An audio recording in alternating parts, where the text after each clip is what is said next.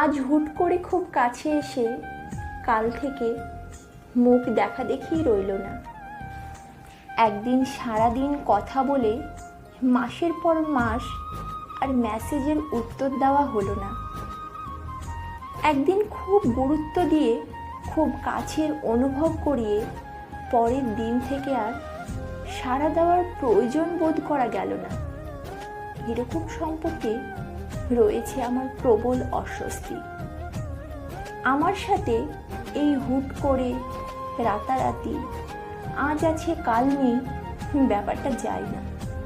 তাই আমার সাথে মিশতে হলে সময় নিয়ে আসতে হবে, অনেক কথা বলতে হবে, আমার গল্প শুনতে হবে, তোমার গল্প শোনাতে হবে।